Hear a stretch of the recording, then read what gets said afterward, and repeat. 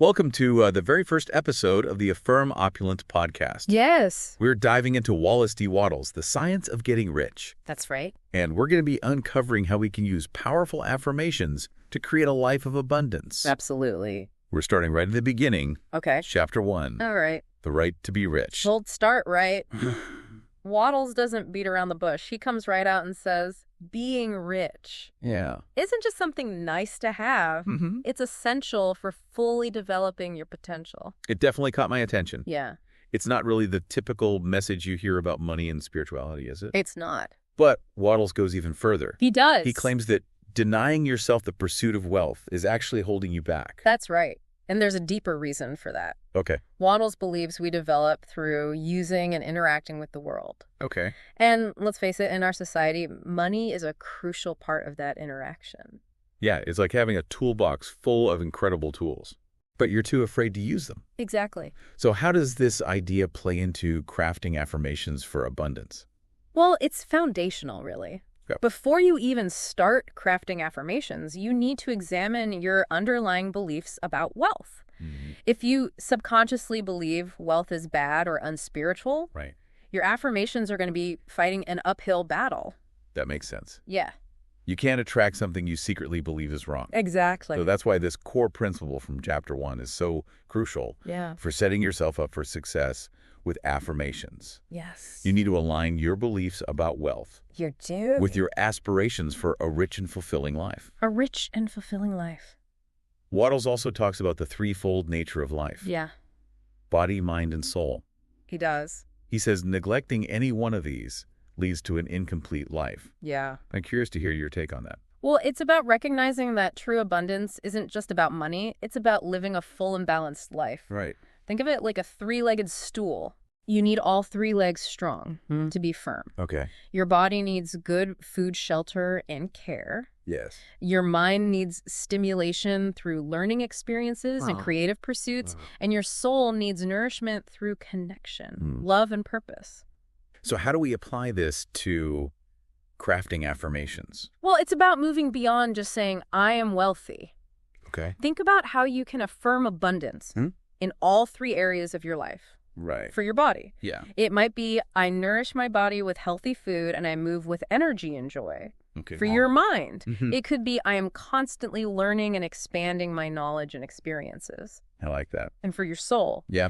you might affirm, I am connected to my purpose and express love and generosity in all I do. So we're painting a much richer picture of abundance. Exactly. You want your affirmations to reflect a holistic vision Right. of the life you desire. One thing that really struck me in this chapter Yeah. was Wattles' emphasis on giving as a key expression of a rich life. Absolutely. It's almost like he's saying true wealth isn't about hoarding. Right. It's about having enough to share. That's a great observation. Yeah. Wattles argues that true wealth is not about what you accumulate, but what you circulate. I like that. And he's not just talking about material wealth. Yeah. Think about the abundance you can share through your time, talents, and kindness. This is really shifting my perspective. Yeah. It's making me think about how my affirmations can reflect not just what I want to receive, but also what I want to give back to the world.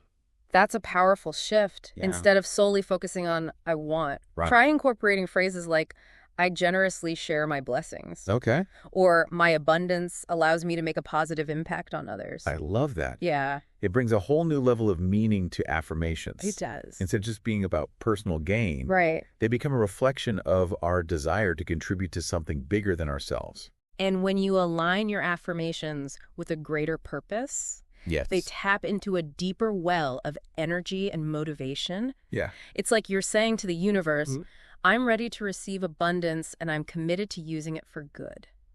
That's a powerful statement. It is. And it's something I think a lot of people can resonate with. A lot of people do resonate with that. It's not just about accumulating wealth for ourselves. No, It's about using it to create a better world. exactly. It's about recognizing that our prosperity is intertwined with the prosperity of the whole. Yes. When we share our abundance, we contribute to a cycle of positive energy that benefits everyone. This conversation is already changing the way I think about crafting affirmations. I'm starting to see them less as a tool for getting what I want Right. and more as a way to align myself with a life of abundance and generosity. And that's precisely what Waddles encourages us to do. Yeah. He wants us to embrace our right to be rich. Not just for our own sake, but for the sake of all the good we can do in the world. That's such an inspiring perspective. It is. And it leads us to a really important question. Okay. What would it look like for you to live a truly rich life? One that encompasses your body, mind, and soul? That's a powerful question to reflect on. It is. And it's something I encourage everyone listening to consider. Yeah. As they begin crafting their own affirmations. What are the experiences, the relationships, and the contributions that would make your life feel truly abundant? That's a great place to leave our listeners for this part of our deep dive into the right to be rich. Okay. We've covered a lot of ground, but there's still so much more to explore. There is a lot more to explore. Yes. Yeah. It's fascinating how Waddles connects this idea of giving back to the very essence of what it means to be rich. It challenges the notion that wealth is all about selfish accumulation. It definitely does. Instead of hoarding, he encourages us to embrace the flow of abundance, both in what we receive and what we give back to the world. And that's a key principle to keep in mind as we start crafting our affirmations. How can we express this idea of circulation, this generosity of spirit within our affirmations? That's a great question. I'm imagining affirmations that focus not just on attracting wealth, but on using it for a purpose beyond ourselves. Precisely. Imagine yourself with abundant resources. How would you use that wealth to make a positive impact? Would you support your favorite charities, fund educational initiatives, or help those in need? What causes ignite your passion? Thinking about it that way really sparks my imagination. I can almost feel the energy shift from a me focus to a we focus. And that shift is crucial. An affirmation like, "My wealth allows me to make a meaningful difference in the lives of others," can be incredibly powerful because it aligns your desire for abundance with a genuine desire to contribute to the well-being of others. It's like we're tapping into a whole new level of intention and purpose. It's not just about accumulating wealth. It's about becoming a conduit for positive change. Exactly. And that's where the true power of affirmations lies. It's not just about attracting material possessions.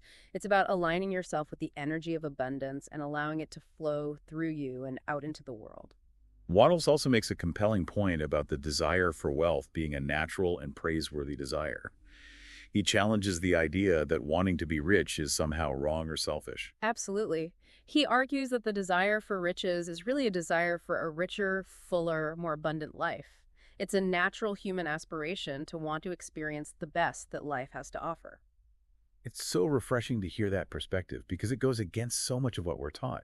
We're often told to be content with little or to feel guilty for wanting more. It's almost like we've been conditioned to believe that wanting wealth is somehow greedy or materialistic. But Waddles encourages us to embrace our desires for a life of abundance, recognizing that those desires reflect our innate potential. So instead of suppressing or feeling ashamed of those desires, we can actually harness them to fuel our affirmations. Exactly. Think about it. If you truly believe deep down that wealth is something to be ashamed of, how can you possibly attract it into your life? Your subconscious beliefs will always sabotage your efforts. That makes perfect sense. Our beliefs and desires need to be in alignment for our affirmations to be truly effective. It's about shifting our mindset from scarcity to abundance, from fear to faith, and from limitation to possibility. You've hit the nail on the head, and this is where the work of self-awareness comes in. We need to be willing to examine our beliefs about wealth and ensure they are aligned with our true desires. It sounds like crafting powerful affirmations is a process of self-discovery. We need to get honest with ourselves about what we truly want and why. Absolutely. And it requires a willingness to challenge limiting beliefs that might be holding us back. Sometimes those beliefs are so ingrained that we don't even realize they're there, but once we identify them, we can start to reframe them and create affirmations that support our growth and expansion. This all circles back to Waddles' idea that understanding the science of getting rich is the most essential of all knowledge. He doesn't just offer a get-rich-quick scheme, he provides a blueprint for aligning ourselves with the principles of abundance. I couldn't agree more. It's not just about acquiring wealth, it's about mastering the inner game of wealth creation.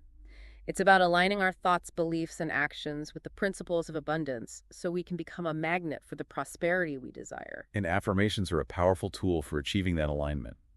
They help us reprogram our subconscious mind and shift our vibration to match the frequency of abundance. Exactly. It's about consciously choosing the thoughts and beliefs that support our journey towards a life of richness and fulfillment. This conversation has been incredibly enlightening. It's amazing how much wisdom is packed into just this first chapter of the science of getting rich. It's like we've been given a whole new lens through which to view wealth and abundance. And it all starts with embracing our right to be rich, not just for ourselves, but for all the good we can do in the world. As we move towards wrapping up our exploration of the right to be rich, what are some key takeaways our listeners can apply to their own affirmation practice?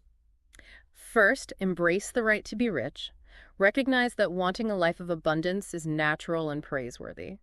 Second, acknowledge that true wealth encompasses all aspects of your being, body, mind, and soul. And third, incorporate the principle of giving into your affirmations, recognizing that true opulence flows through you and extends outwards, touching the lives of others. Those are fantastic points to keep in mind as we craft our affirmations. It's not just about what we want to receive, it's about how we want to live and contribute. Remember, your affirmations should reflect your deepest desires and be aligned with a greater purpose. By embodying these principles, you're setting yourself on a path to manifesting true and lasting abundance in all areas of your life. It's amazing how Wattles reframes our relationship with material things. Yeah. He doesn't see them as distractions from spiritual growth, Right. but as potential tools to help us express our true selves. It really is a refreshing perspective, especially when we're constantly told to simplify and detach from material possessions. Yeah. Wattles acknowledges the value of material things, Right. but emphasizes using them consciously and intentionally. So how can our listeners translate this into powerful affirmations? Wow. I mean, it's one thing to say, I am wealthy. Right. But how do we get specific about the material things that would actually enhance our lives and help us fulfill our purpose? It's all about getting clear on what those tools and resources would look like for you. Okay. So instead of focusing on that end result of wealth, Right. focus on the specific material things that would support your journey. Okay. Let's say you dream of writing a book. Okay. Instead of affirming, I am a successful author, Right. try something like, I have a dedicated writing space filled with inspiring books and a comfortable chair where I can write effortlessly for hours. I love that. It Yeah. really paints a picture, and it goes beyond just the desire for wealth. Mhm. It taps into that feeling of support and having the resources you need to bring your vision to life. Exactly. And that's the power of visualization. Yeah. When you can create that clear mental picture of yourself using those tools and resources, Right. you're sending a powerful message to the universe about what you're ready to receive. It's like we're co-creating with the universe. Yes. We're setting the intention, and then we're opening ourselves up to receive the guidance and support we need to make it happen. Precisely. Yeah. And remember, these material desires don't have to be extravagant or over the top. Right. It's about identifying the things that would genuinely enhance your life and help you express your unique gifts. So for someone who loves to cook and dreams of sharing their creations with the world, their affirmation might be something like, I have a beautiful kitchen with top-of-the-line appliances where I can create culinary masterpieces and share them with those I love. Exactly. Or for someone passionate about fitness and helping others achieve their health goals. Their affirmation could be, I have a vibrant and welcoming fitness studio where I can inspire and empower others to live their healthiest lives.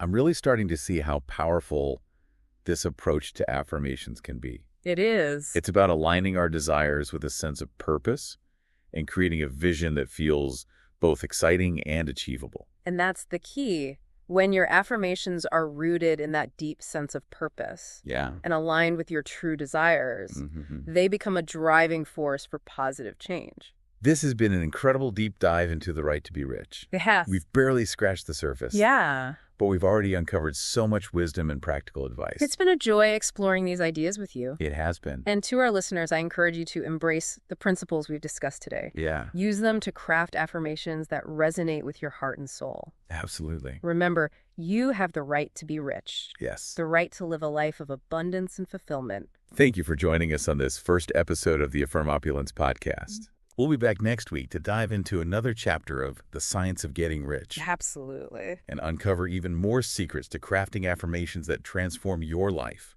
Until then, keep affirming your opulence.